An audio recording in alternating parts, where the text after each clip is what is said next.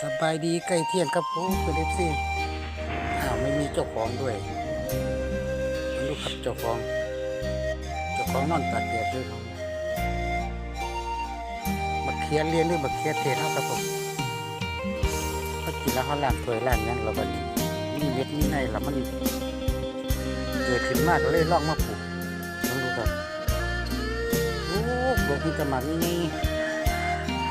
ฝนตกเมื่อคืนต้องลมลงมาสิหักมา ฟ้า แล้ว มืดกะคงบ่โดน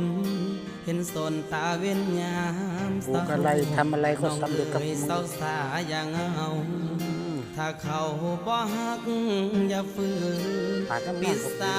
กอกน้ำตาที่มันหัวบอกบุญ